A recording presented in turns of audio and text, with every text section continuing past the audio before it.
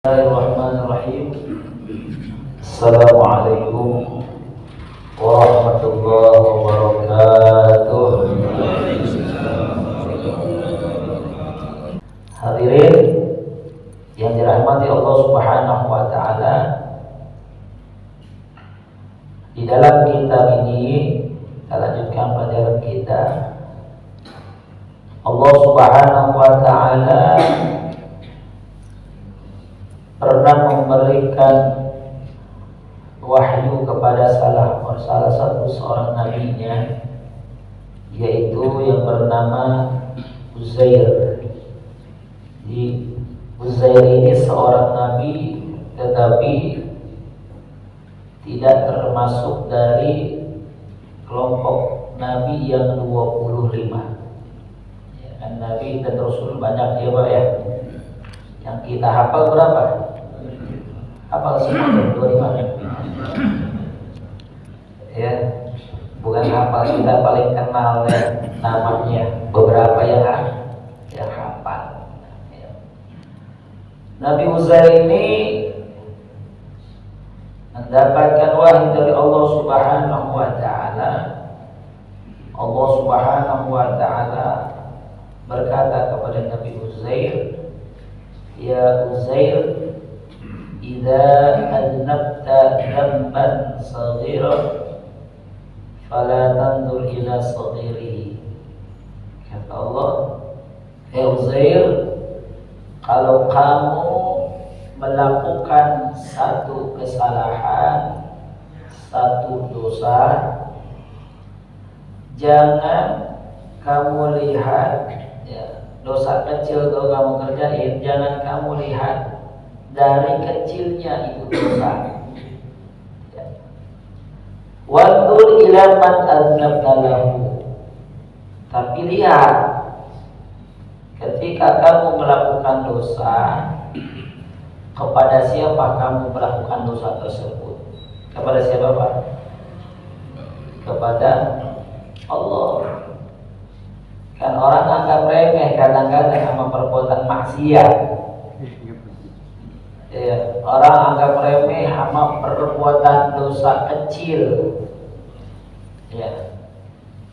Yang dia bilang, ini mah orang nggak tahu kecil. Ya. Ini mah nggak berasa gitu ya. Dosa nih maksiat dikerjain, tapi dia nggak pandang sebenarnya sedang berbuat dosa sama siapa itu. Akhirnya di dunia ini ya, manusia itu dibagi oleh beberapa kelompok. Ada yang muslim, ada yang kafir, ada yang baik, ada yang jahat, ada yang taat, ada yang nentang. Itu manusia. Ya. Perubahannya 180 derajat tuh Pak. Macam-macam jadinya tuh. Ya. Penyebabnya kenapa tuh? Mereka ada yang taat, ada yang enggak. Ada yang muslim, ada yang kafir, ada yang baik, ada yang jahat. Ini kembali kepada hati dan hidayahnya Allah Subhanahu wa ta'ala. Yang baik, yang taat, ya, yang mereka punya hati bersih, qalbun salim, hati yang bersih, ya. Yang hatinya selalu dipenuhi dengan zikir kepada Allah. Dan zikir itu ada zikir hati, ada zikir lisan. Jadi hatinya selalu zikir kepada Allah Subhanahu wa ta'ala, ingat sama Allah Subhanahu wa ta'ala. Hatinya takut kalau berbuat dosa kepada Allah Subhanahu wa ta'ala. Ini orang taat. orang baik nih. Bukan hanya dia berzikir, tapi zohiriahnya ya selalu terlihat baik. Ya. Tapi kembali lagi, kadang banyak orang yang benerin zohirnya, tapi nggak benerin batinnya. Ya, kayak kita di sholat, pakai baju koko, pakai kopiah, kayak sorban, itu kan zohir tuh Pak ya, yang dilihat sama orang. Iya, banyak tuh orang-orang yang berbenah tentang zohirnya rapi, ya. Tetapi apa? Belum tentu ya batinnya baik, belum tentu, karena nggak ada yang tahu. Hati kita itu yang tahu hanya Allah. Wahada malaikat Allah Subhanahu wa ta'ala nggak tahu hati-hati kita. Allah yang tahu. Dan di antara kita di satu dengan yang lainnya, walaupun duduknya berdampingan, nggak ada yang tahu hatinya. Apakah kesel, senang, iya, gitu tuh. Makanya penyakit hati itu harus disingkirkan, ya, karena bisa dilihat, ya, orang itu bisa terlihat hatinya karena cerminan dari yang zahir, ya. Dosa juga nih Pak, ya. Kalau zahirnya bagus, ucapannya bagus, nggak pernah mencaci orang, nggak pernah menghina orang, nggak pernah mengolok-olok orang, bahkan rendahin orang tuh, ya, ucapannya semua maunya. Yang kedua, ya, kebun binatang keluar. Apa Pak? Goblok keluar. Zahirnya bagus, kayak imamah, ya, pakai bajunya cakep, bahkan dimuliakan, ya. Tapi kalau zahirnya jelek, buruk, menandakan berarti hatinya busuk, hatinya jelek, iya. Karena keluarnya jelek, berarti dalamnya kita punya keran di rumah tuh Pak, keran ya. Kita buka tuh keran kita, bersih, jernih, bening, masya Allah. Berarti toren kita bersih kan? Bersih dalamnya. Iya. Terus kalau kita buka keran kita kotor, keruh, berarti torennya berarti kotor, dalamnya kotor, berarti begitu. Itu gambaran manusia itu begitu. Jadi zahir itu sebagai cerminan dari hati. Ya. Ada cucu Rasulullah SAW, siapa namanya? Sayyidina Hasan. Ada Sayyidina Husain. Kalau di sini Bang Husain ya. Ya, saudara. Ada Pak Husain di sini ya. Cucunya Rasulullah SAW yang bernama Sayyidina Hasan pernah jalan mau ke pasar nih sama putranya. Jadi jalan nih, ada seseorang yang lisannya tuh kotornya luar biasa. Ketika Sayyidina Hasan ini mendekati orang tersebut, ini mulutnya langsung, Masya Allah. Hasan katanya, Hasan aja tuh. Hasan, ente itu kan cucunya Muhammad tuh manggilnya lagi. Itu kakek ente itu kan penyihir. Rasulullah dikatain penyihir. Rasulullah ini tuh tukang bohong. Kakek ente tukang bohong. Macam-macam tuh yang keluar tuh. Ya. Cuma nggak dibilang goblok enggak. Nggak dibilang goblok. Pokoknya kotor yang keluar. Itu anaknya Pak yang dituntut. Ya. Bilangin ya Abi gitu.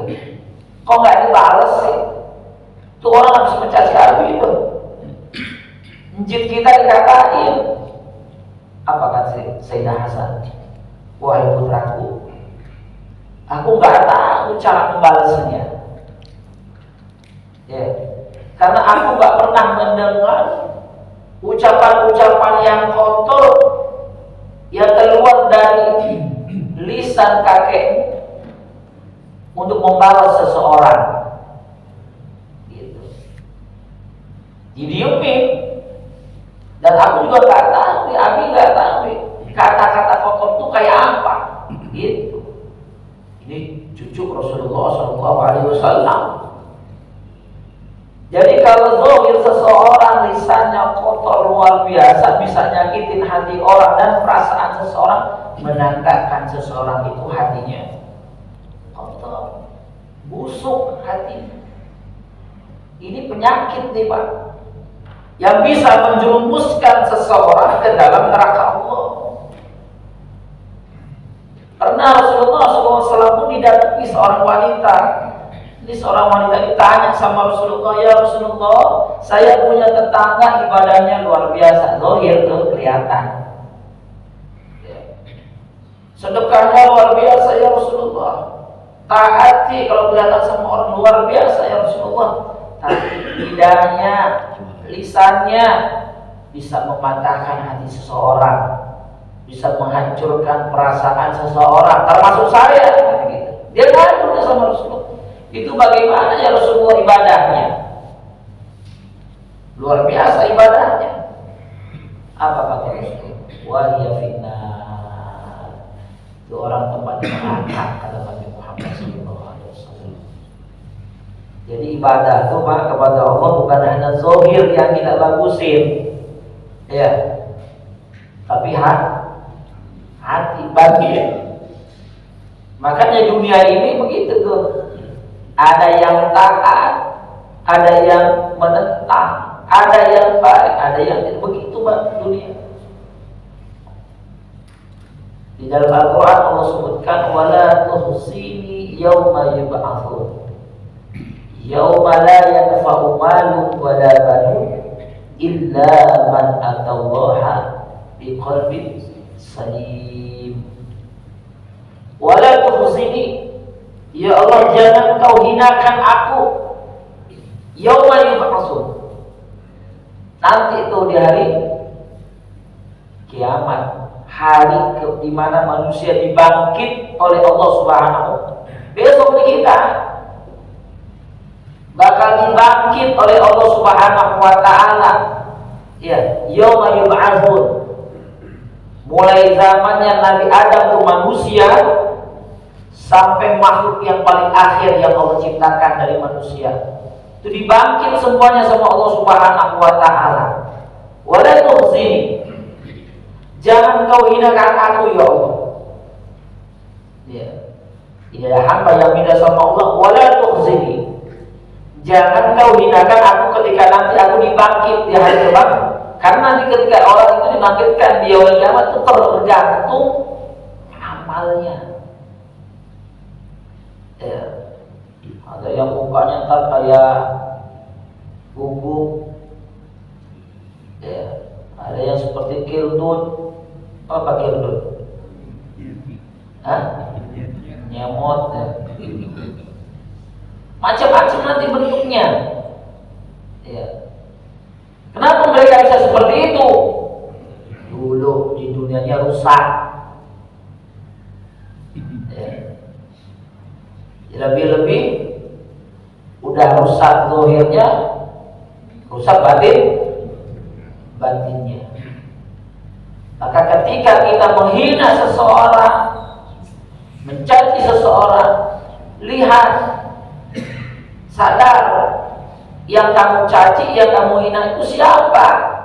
Manusia dari makhluknya Allah. Allah manusia yang diciptakan oleh Allah Subhanahu wa taala. Terus kamu hina saat kamu sedang menghina penciptanya. Ya. Pak, anak kita nih gambar nih Pak, gambar. Ya. Terus minta penilaian sama kita, Pak. Cakep kan? Jelek itu mah. Kira-kira sakit hati enggak? Saya udah bikin capek-capek dibilang jelek. Allah udah ciptakan kita cakep-cakep. Laqad khalaqnal insana fi ahsani taqwim. Makhluk ya Allah dibacain. Hidung ente kok begitu sih?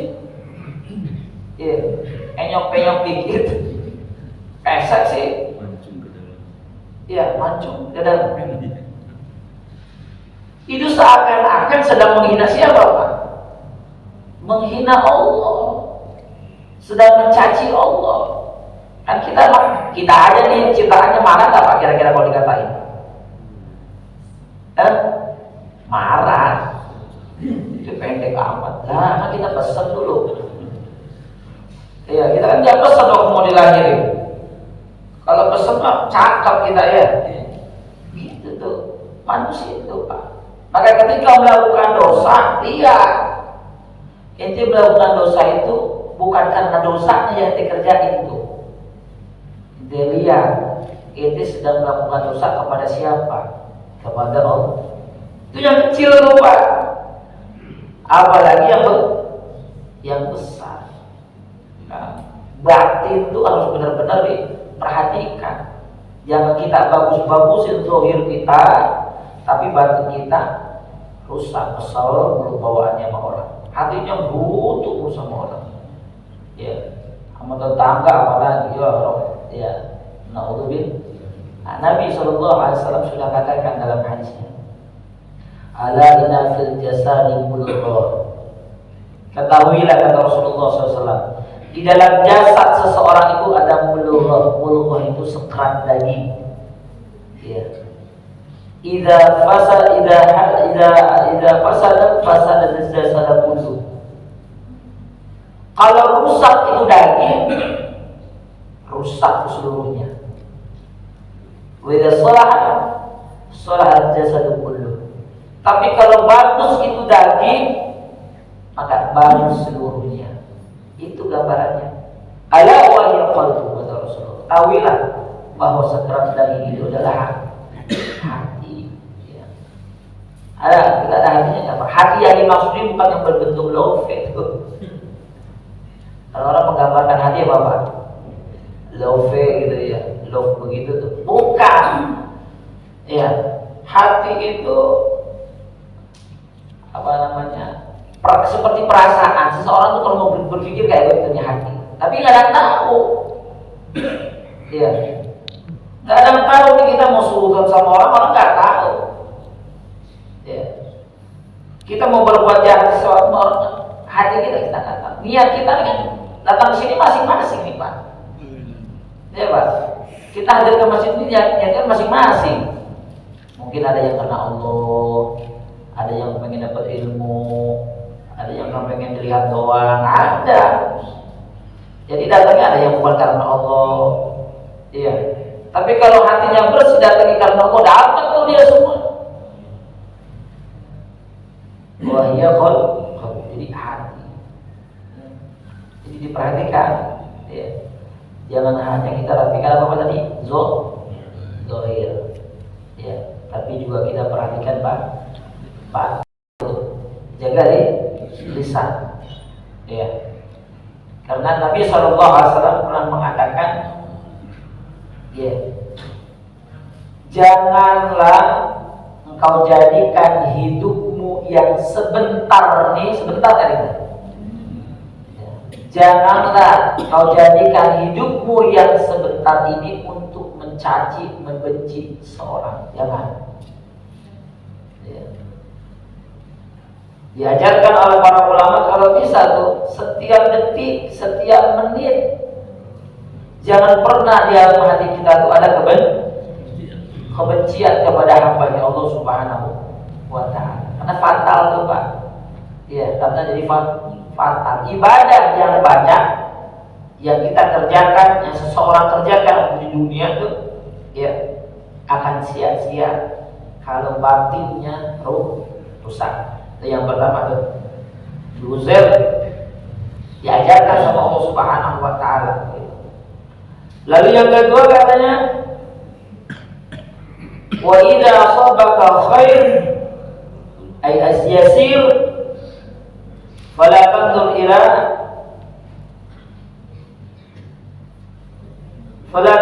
saghiri wanzur ila man razaqaka. Jadi katanya kalau kamu dapat satu kebaikan, dapat rezeki ini walaupun kecil, ya, jangan lihat kecilnya, tapi lihat siapa yang ngasih.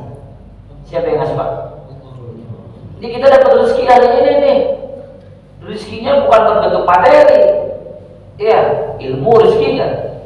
Ilmu rezeki. Kesehatan rezeki. Bisa ketemu teman silaturahim, bisa salam rezeki kan? Rezeki. Walaupun kecil tuh rezeki yang kita peroleh, ya, tetap lihat siapa yang kasih. Allah. Dagang umpamanya, hari ini ya datangnya dikit, tetap apa? Lihat siapa yang kasih. Allah. Apalagi banyak. Artinya apa? Suruh bersyukur kepada Allah Subhanahu wa taala. Ya, suruh bersyukur kepada Allah Subhanahu wa taala. Kecil, sedikit ataupun banyak, nikmat yang kita terima itu semuanya dari siapa? Dari Allah Subhanahu wa taala. Kalau itu tidak ada di dalam hati, ya, akhirnya yang muncul adalah suudzon, akhirnya kepada Allah Subhanahu wa taala, ya Allah dikit amat sih hari ini ya. Dan kira banyak lupa. Betul Pak? Kan kebanyakan manusia gitu kan? Apalagi di akhir zaman udah merasa hebat, merasa pinter, merasa yang paling dimuliakan, lupa sama Allah, lupa syukur, lupa siapa yang ngasih tuh, lupa. Akhirnya berani mencaci, berani menghina, berani merendahkan itu begitu. Karena Allah kan punya sifat apa Pak? Tudzillu man tasya wa tu'izzu man tasya. Allah tuh Pak. Allah bisa menghinakan seseorang daripada hambanya sehina-hinanya. Gak pakai 2 hari, 3 hari, seminggu, sebulan, enggak. Saat itu langsung tudzillu man tasya, Allah hinakan, wa tu'izzu man tasya. Dan Allah bisa mengangkat derajat hambanya dari yang hina ke derajat yang setinggi-tingginya. Terjadi enggak?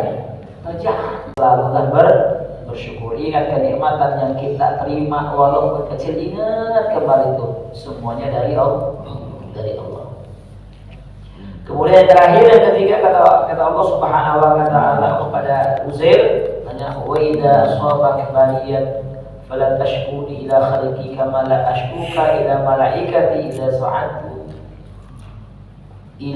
su'ata ilayya musawi. Katanya, kalau kamu tertimpa satu musibah atau kesulitan, ya katanya, janganlah kamu selalu mengeluh. Kalau kita biasanya, kalau kita nih, ya, bukan nabi kita kan ya, kita ngeluh apa? Jujur deh, ya, kita banyakkan ngeluh, banyakkan syukur kira-kira. Udah dikasih masih ngeluh. Udah dikasih semua Allah pada. Ya, emang nggak dikasih? Nafas dikasih nggak? Dikasih sama Allah. Sehat dikasih nggak? Dikasih. Ya, terus ngeluh sama Allah Subhanahu wa taala. Dia terima dengan apa yang sekarang dirasakan dari Allah Subhanahu wa taala. Ya. Hidup dikasih sama Allah 40 tahun, 50 tahun. Ngeluh sama Allah Subhanahu wa taala. Itu dulu yang sehat-sehat 35 tahun kemana dari Allah? Iya. Itu punya rumah gede dari mana? Dari Allah. Kira ketimpa musibah dikit, ya Allah. Ngeluhnya kemana-mana. Gitu lah kita ya. Kemana-mana kita ngeluhnya. Dia lupa sama nikmat Allah yang dulu dikasih, dia lupa tuh. Baru sakit gitu aja, ya Allah, aku yang panah ini ya. Yang kemarin kemana tuh? Seperti itu. Kita jangan kamu ngeluh. Ya. Sebagaimana kata Allah Subhanahu wa taala, "Kamala asyuka ila malaikati." Sebagaimana aku tuh gak pernah ngomong sama malaikat tentang dirimu, tentang kekurangan dirimu. Allah gak pernah cerita kekurangan kita kepada para malaikat, ya kata Allah Subhanahu wa taala. Itu Allah yang menciptakan kita, nutupin tuh dari malaikat. Wah, kita kan enggak. Ya. Kesulitan kita di kadang-kadang, iya. Mudah ceritain sama orang. Ya. Gila yang susah dia cerita. Kebenaran gitu lah kita. Iya. Coba kalau lagi senang, diem. Itu kita tuh Pak, maka suruh bebenah. Iya, suruh bebenah di dalam hidup ini. Yang paling sebentaran dong nih, kita suruh bebenah benar-benar. Jabatan yang dulu kita dikasih sama Allah, ntar ada waktunya tuh, ada masanya tuh. Kita jabatannya udah lengser, udah habis aja, kesini-sini aja. Lalu udah mikirin dulu enak ya begini ya, jabatan masih ada gitu. Sekarang mau begini. Kemarin waktu nikmat itu dikasih sama Allah kemana? Ya tetap disyukuri. Ya, karena seluruh apa yang ada di alam dunia ini ada waktunya, ada masanya. Bentar lah. Jadi orang bangga, pejabat, kedudukan. Itu aja dia baru bentar ya. Kalau sebentar udah jatuh ya sama Allah. Tuh lihat kekuasaan Allah. Ya, jadi apa? Kalau mau ngeluhnya harus ke Allah Subhanahu wa taala. Jangan ke hamba dulu. Kemana Pak? Allah. Tapi tetap syukur yang pertama itu yang penting sama Allah Subhanahu wa taala. Ya. Coba kalau nggak dikasih sehat belum tentu sampai nih ke masjid. Ya. Gitu lah ya. Jadi intinya kembali lagi ya, kita benahi nih batinnya juga ya. Jangan hanya zohir, karena yang zohir itu cuma pandangannya manusia. Kita ibadah seperti ini semua hanya dilihat manusia, ya. Tapi zohir ini harus dibenerin. Yang batin ini harus dibenerin sebagai pandangannya Allah Subhanahu wa taala. Mudah-mudahan Allah Subhanahu wa taala senantiasa jadikan kita hamba-hamba yang bersyukur, yang sabar kepada Allah Subhanahu wa taala di dalam menghadapi kehidupan yang sudah digariskan oleh Allah Subhanahu wa taala. Ya, dan kita jadikan orang-orang yang istiqomah di dalam kebaikan dan istiqomah di dalam mengajak kebaikan, dakwah ilallah, mengajak orang-orang kepada Allah Subhanahu wa taala, dan senantiasa keluarga kita diberikan sehat walafiat, anak kita jadi putra putri yang saleh dan salihah, insyaallah Allah akan menolong kita di yaumil qiyamah. Amin ya rabbal alamin. Qala Rasulullah sallallahu alaihi wa alihi wasallam, afdalu ma qultuhu ana wa nabiyyuna min qabli la ilaha illallah.